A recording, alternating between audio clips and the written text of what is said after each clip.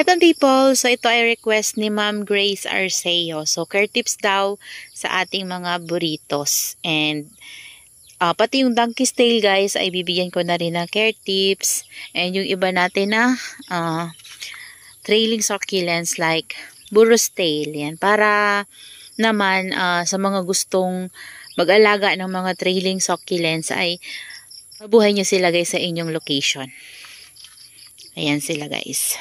Dito tayo sa ating burritos. So, ayan. Ito yung ating burrito, guys. And, ito ay, gusto talaga niya yung medyo mainit naman na area, pero shaded talaga siya, guys. So, bright shaded area yung gusto niya para ma-achieve niyo yung ganitong look ng kanilang leaves, guys. Kasi kapag sobrang init naman, guys, yung pinaglagyan nyo sa kanila, may possible na nadidehydrate sila, naglalagas yung leaves nila. Pero nakadepende pa din yun guys sa pag-train nyo sa kanila pagdating sa inyo. So, kailangan talaga naka-acclimatize siya dun sa place nyo para mabuhay nyo itong ating mga trailing succulents like burrito, donkey's tail, and duck's tail. Ayan, meron tayo ditong duck's tail. So, ito, before, nahirapan din talaga ako mag-alaga nitong burritos and then donkey's tail guys kasi nung unang pag-alaga ko talaga sa kanila ay gumaganda sila, pero after naman nun, naglalaga sila pagdating ng summer, nakakalbo sila guys. So ngayon hindi na ako nagwo-worry kasi nakuha ko yung quality nila guys, nakuha ko yung soil mix na gusto nila dito sa location ko. So yung gamit ko sa kanyang soil mix ay fresh rice hull and then garden soil. So ito, marami itong garden soil and hinaluan ko siya ng fresh na rice hull. Tapos, kung mapapansin nyo guys, mayroong mga konting pamis dyan sa tapos naglagay ako ng konting topping sa taas. Ayan. Tapos yun nga, yung sunlight niya guys ay bright shaded area. So, wag yung sobrang init yung nakadirect sa kanya yung sunlight kasi nasisira siya dun guys. So parang minsan hindi nila kinakaya lalo na kung hindi natin sila dilig-dilig. So naglalagas yung leaves tapos nadidehydrate sila. And sa water naman guys, mahilig sila sa water. So pag dilig ko nga nito guys sa 1 week, siguro mga 4 na dilig ako sa kanila. Ayan. So, hindi ko naman siya guys nasusuk kasi nakahang sila. So, lagi lang ako nag-spray. Minsan nga, kapag sobrang init talaga is everyday ako nag-water sa kanila guys, tuwing hapon. Ayan. So, yan yung look niya guys. Ayan o.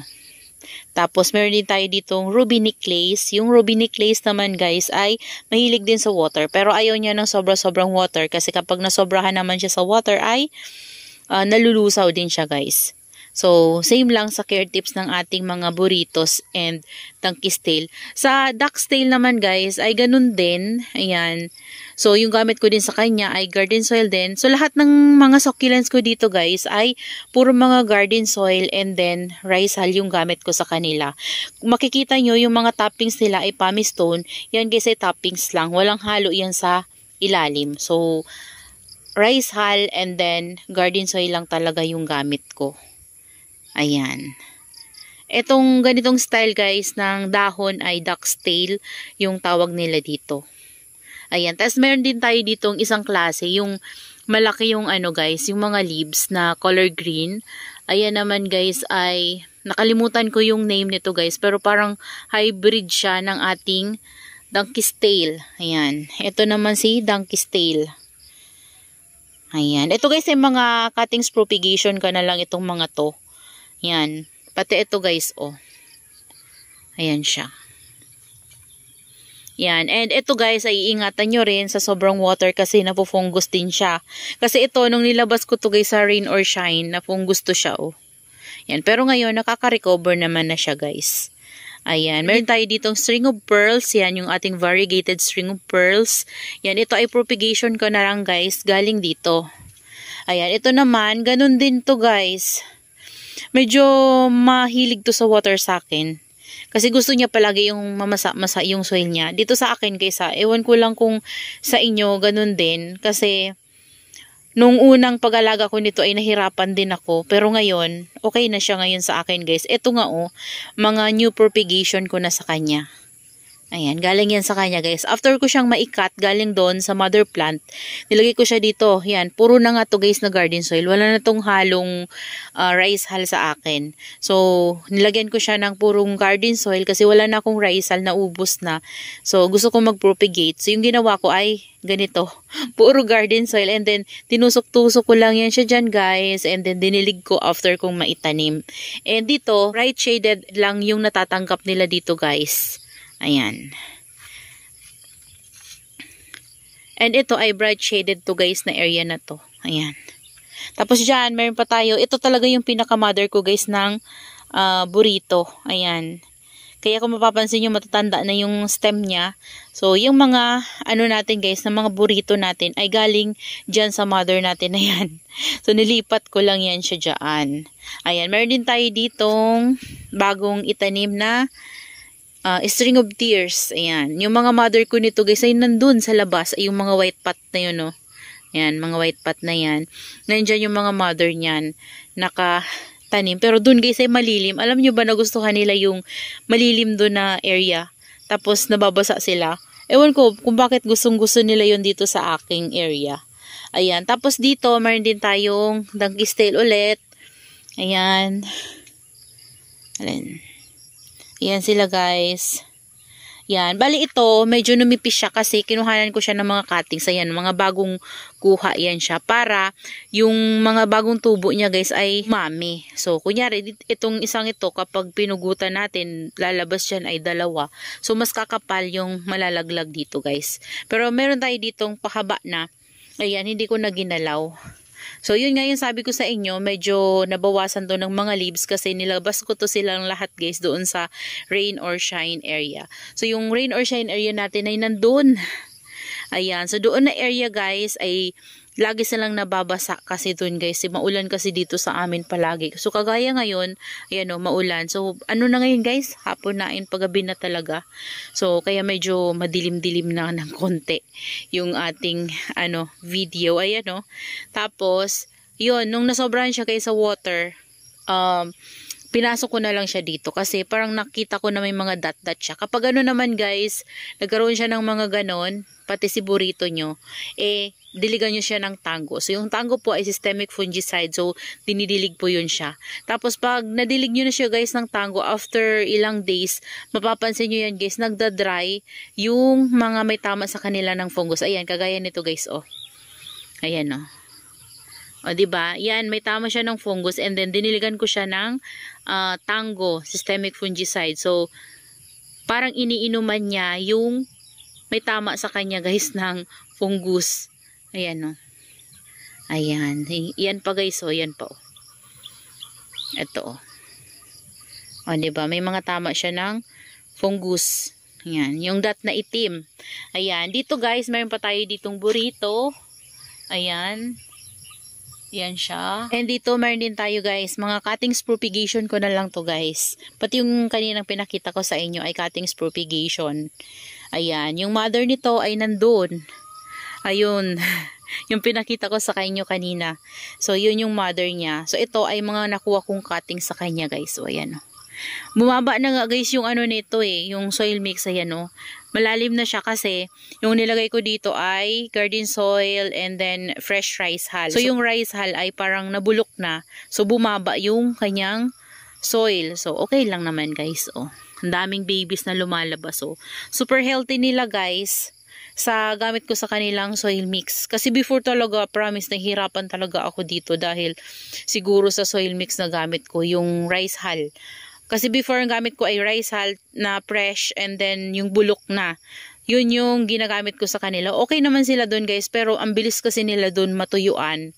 So, nung na-discover ko na pwede pala sa kanila yung garden soil, nilagyan ko sila guys ng garden soil and ayun, ang ganda ng resulta. So, ginawa ko ngayon, dahil nagustuhan nila yung garden soil dito sa amin, pati yung mga Echeveria succulents ko guys ay ganoon na rin yung ginawa ko, pati yung ating mga Purple Delight, Super Bomb, lahat guys, kahit yung mga rare succulents ko, gano'n na yung ginawa ko. And minsan nga, mas marami pa yung garden soil na ginagamit ko sa kanila compare dun sa rice hull. So yung rice hull lang naman kasi guys, ang gamit lang naman dun para ihalo sa kanila. Pag nabulok kasi yun, mas mataba yung lupa. Tapos parang airy yung lupa. So nagkakaroon siya ng hangin sa loob kasi medyo naano siya ng rice hull, 'di ba? Sa ilalim. So pag dinilig nyo, fast draining pa rin. Ayan. Pero syempre kapag tumagal na, nabubulok yung rice hull. Ang gagawin nyo dun guys ay i-re-repat nyo ulit sila. Lalagyan nyo ulit sila ng fresh rice hull and then add kayo ulit ng garden soil. Ganun yung gagawin nyo. And yung vitamins naman nila guys, ang nilalagay ko ay Osmocote. Ayan. Pati dito sa ating mga trailing succulents, lahat ito guys, Osmocote yung nilalagay ko. Ayan. Ito yung last ko na cuttings propagation. Ayan o. Ayan. Tumataba na rin sila. And dito, meron din tayo dito guys. Ayan. Ayan, dito. So, ayan. Meron tayo ditong burrito. Tapos, halo-halo to guys. Ito, yung mga ganito, kulubot siya kasi bagong tanim ko yan guys. Ayan o. Ito, medyo nakaka-recover na. Ayan. Burrito. Tapos maraming babies na lumabas sa puno. Ayan, tapos si Donkey's Tail. Ayan, ang tataba guys ng mga nandito ko. Oh. Ayan, si Donkey's Tail. Ayan, tingnan nyo guys oh. Tapos, ayan, si Burrito. Ayan. Hiwa-hiwalay sila guys. Bali, itong pot na to ay parang ano to, dish ng trailing succulents. Ayan guys. Oh, 'di ba? Kasi ito, mga to, galing to dito guys. Dito. Ayan. Ay, hindi. Dito pala. Ayan, dito. Kasi sobrang kapal na neto. Tapos, parang bumabagsak na itong dito. Parang natatabingi na siya. So, ginawa ko, kinuhanan ko siya ng mga cuttings para ipaikot, para maging balance. Ayan. Tapos, dito, meron pa tayong mga propagation ng burrito and Donkey's Tail. Tapos, yun pa sa dulo, guys. Ayan. So, pagpasensyahan nyo na paggabi na ngayon. Ayan. So, yun lang naman yung care tips ko sa kanya, Ma'am Grace. Nagugustuhan lang talaga nila yung garden soil and then yung fresh na rice hull dito sa location ko. Hindi ko alam kung mag-work din ito sa inyo pero pwede nyo pong itry para malaman nyo kung mag-work sa inyo. Kasi ganun lang din naman guys yung ginagawa ko sa kanila. Nag-i-experiment ako.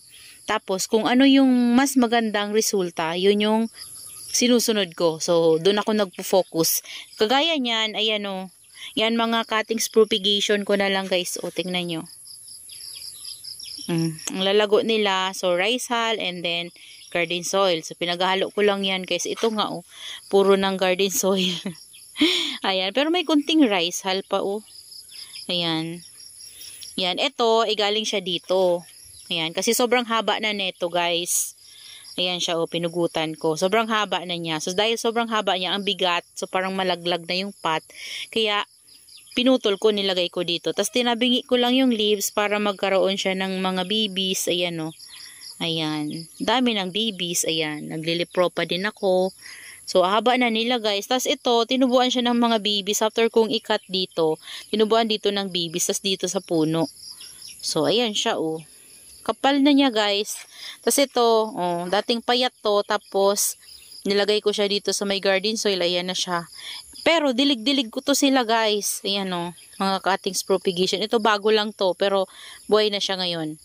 Ayan o. O diba? Tapos dito mayroon pa akong string of tears. So, yan sila.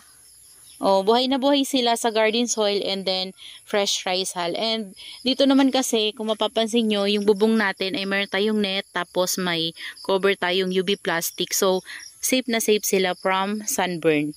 Ayan. So, ano sila guys, nasi-shade talaga sila sa sobrang init. So, bright shaded talaga yung natatanggap nila dito. Ayan. So, that's all for today's video guys. Bye!